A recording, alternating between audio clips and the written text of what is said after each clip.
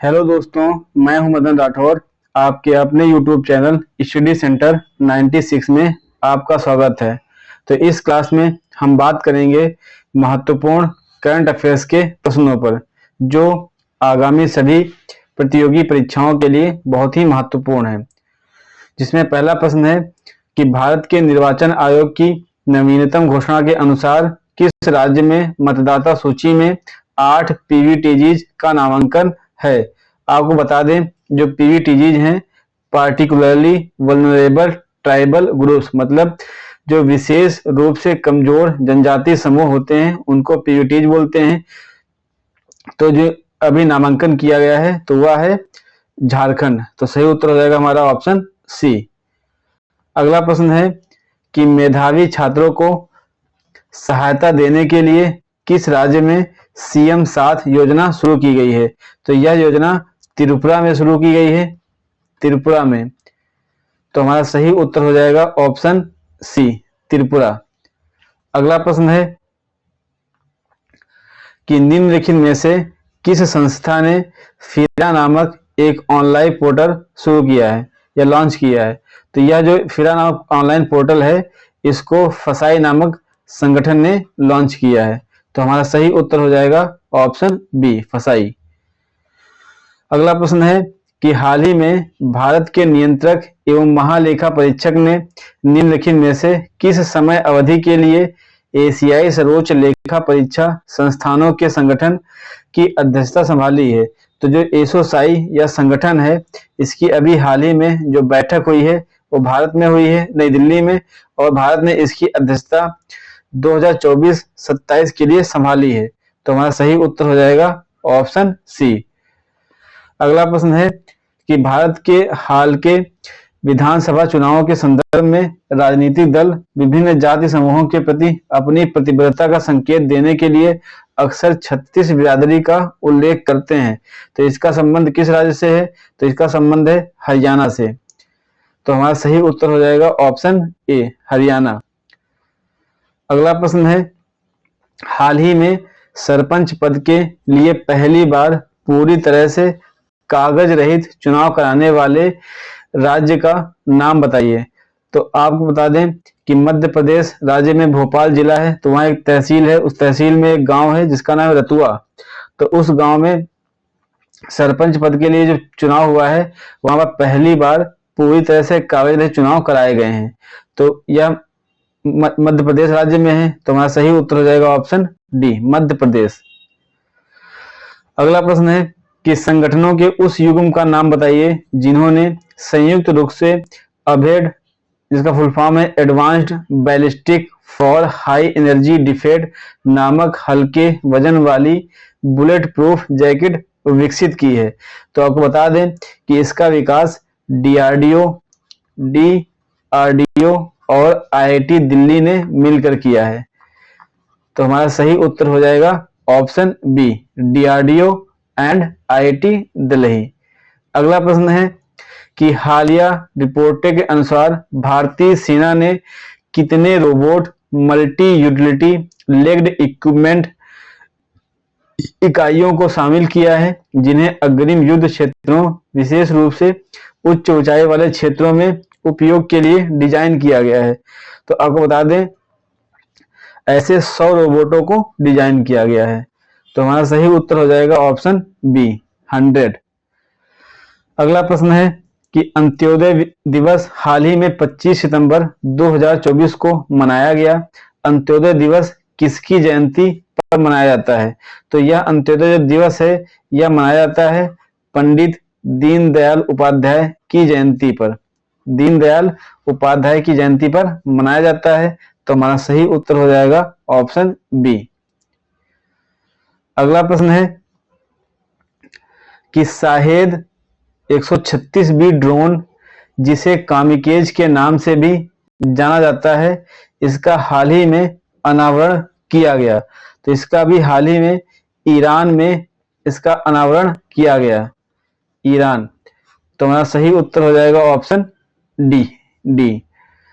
अगला प्रश्न है कि किसानों और उद्यमियों को सहायता देने के लिए हाल ही में निम्नलिखित में से किस राज्य में बाना कै योजना शुरू की गई।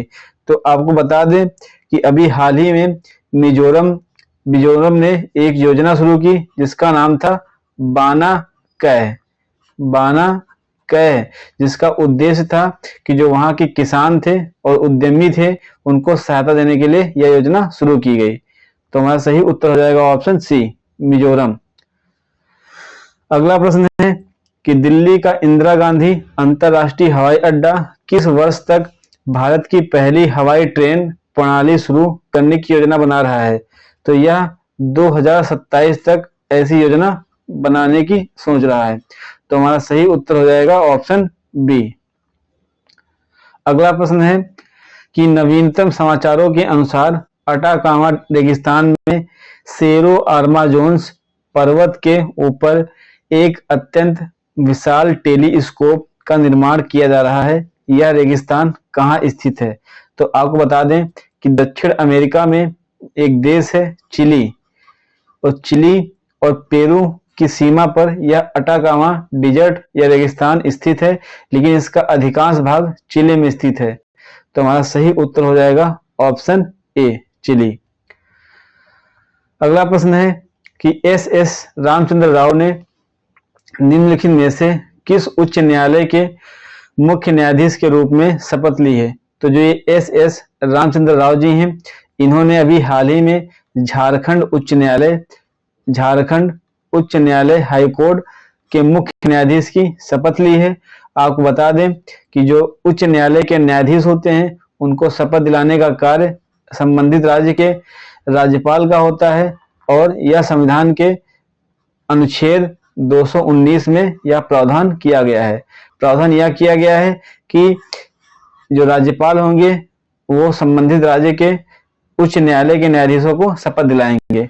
तो हमारा सही उत्तर हो जाएगा ऑप्शन ए, झारखंड। अगला प्रश्न है कि हाल ही में किसने उड़ीसा के कलिंग नगर में भारत की सबसे बड़ी ब्लास्ट फर्नेस का उद्घाटन किया है। तो आपको बता दें कि अभी हाल ही में टाटा स्टील ने उड़ीसा के कलिंग नगर में भारत की सबसे बड़ी ब्लास्ट फर्नेस का उद्घाटन किया है।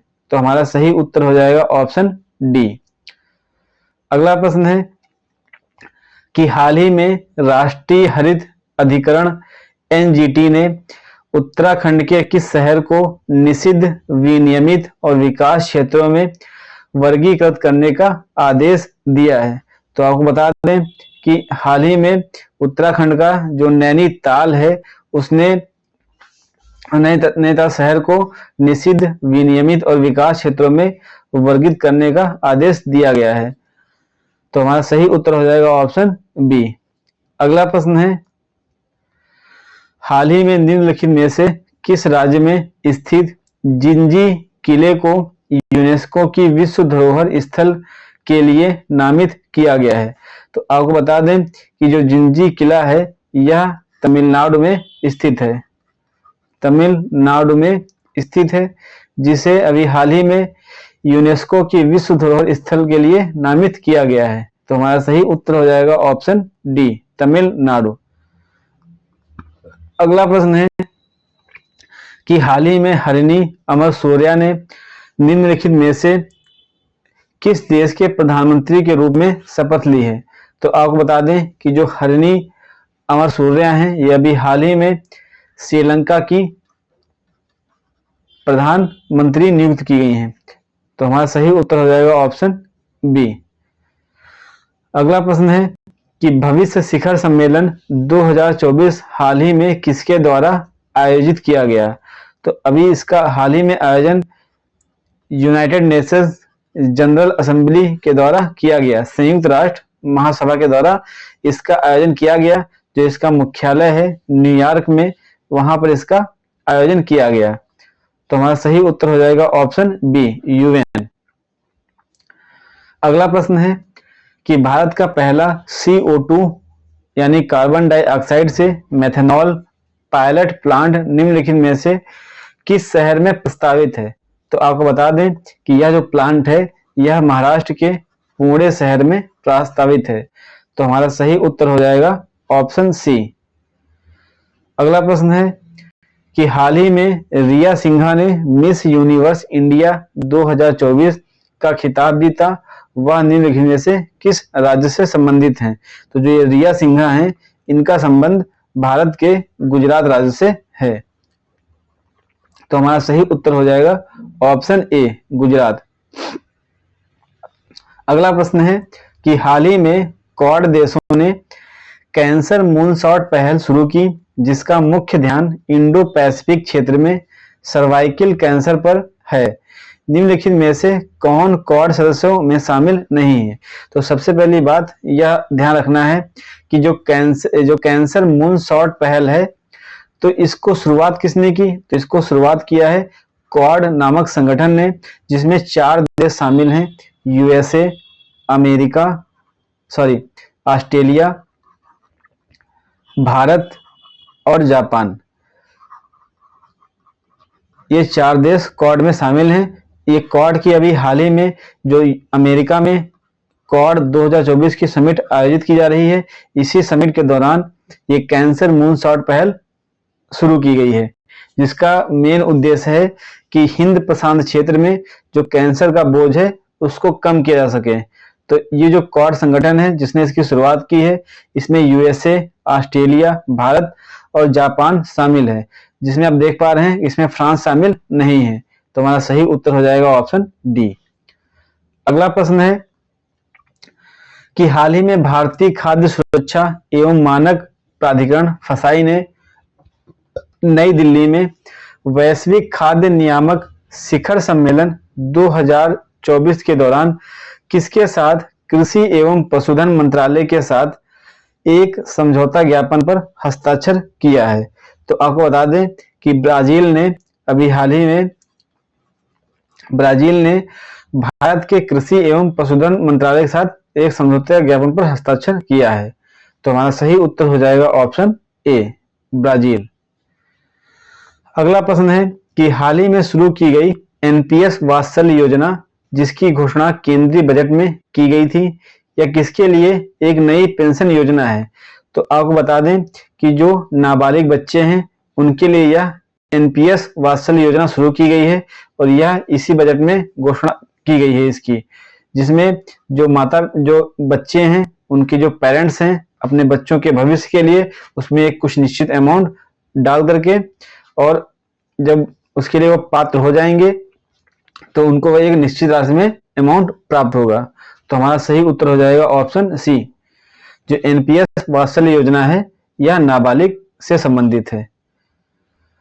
अगला प्रश्न है कि हाल ही में भारत के एक राज्य में वर्षा जल संचयन परियोजना के कार्य के दौरान कुंडलिक्कड़ पहाड़ियों पर बड़ी संख्या में महापाषाण कलश दफन की खोज हुई। इस राज्य का नाम बताइए। तो यह राज्य का नाम है केरल। तो हमारा सही उत्तर हो जाएगा ऑप्शन डी।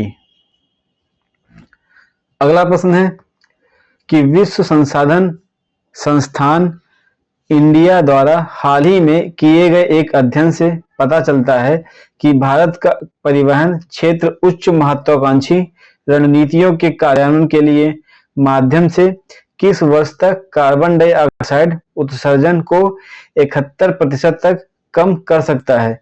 तो आपको बता दें कि जो ये प्रतिबद्धता है, यह प्रतिबद्धता 2050 तक है, जो कार्बन डाइऑक्साइड को 71% तक कम करने की बात की गई है। तो हमारा सही उत्तर हो जाएगा ऑप्शन डी। अगला प्रश्न है कि हाल ही में किस संस्था ने भारतीय राज्यों का सापेक्ष आर्थिक प्रदर्शन 1960 से 61 से 2023-24 शीर्षक से एक रिपोर्ट जारी की है। तो आपको बता दें कि यह रिपोर्ट अभी हाल ही में एक परिषद है जिसका नाम है आर्थिक सलाहकारी परिषद, जो प्रधानमंत्री के लिए यह एक सलाहकारी परिषद है। इसने इस शीर्षक से एक रिपोर्ट जारी की है जो इन ऑप्शन में नहीं है। तो हमारा सही उत्तर हो जाएगा ऑप्शन डी, इनमें से कोई नहीं। अगला प्रश्न है कि वर्ष 2024 में निम्नलिखित में से कौन सा त्योहार पूरे भारत में एक ही दिन मनाया जाता है? तो यह है ओणम ओणम और मिलाद उन नबी। यह दोनों त्योहार जो हैं एक ही दिन मनाए जाते हैं पूरे भारत में। तो हमारा सही उत्तर हो जाएगा ऑप्शन डी 1 और 3। अगला प्रश्न है कि हाल ही में निम्नलिखित में से किस बैंक ने अश्व क्रेडिट कार्ड लॉन्च किया है? तो आपको बता दें कि अभी हाल ही में IDFC फर्स्ट बैंक ने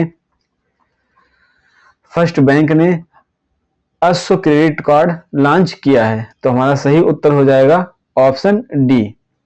अगला प्रश्न है कि हाल ही में भारतीय नौसेना के लिए 8 anti submarine warfare shallow watercraft परियोजना के मालपे और मुल्की जहाजों को किस शहर में लॉन्च किया गया है?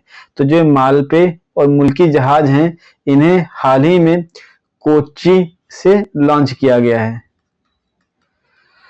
तो हमारा सही उत्तर हो जाएगा ऑप्शन ए कोच्चि। अगला प्रश्न है कि हाल ही में वॉकी टॉकी और पेजर जैसे हाथ में पकड़े जाने वाले रेडियो में विस्फोट के कारण किस देश में कई लोग मारे गए और घायल हो गए? तो यह घटना अभी हाल ही में लेबनान में हुई है। तो सही उत्तर हो जाएगा ऑप्शन बी लेबनान। लेबनान की राजधानी है बेरूत, ये भी ध्यान रखना है।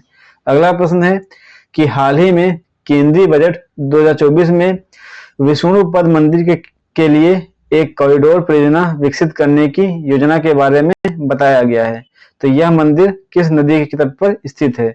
तो आपको बता दें कि जो विष्णुपद मंदिर है यह फल्गु नदी के तट पर स्थित है। तो हमारा सही उत्तर हो जाएगा ऑप्शन डी। तो दोस्तों यह आज की क्लास थी। अगर यह क्लास आपको अच्छी लगी हो तो वीडियो को लाइक करें, चैनल को सब्सक्राइब करें और वीडियो को अधिक से अधिक शेयर करें। धन्यवाद दोस्तों।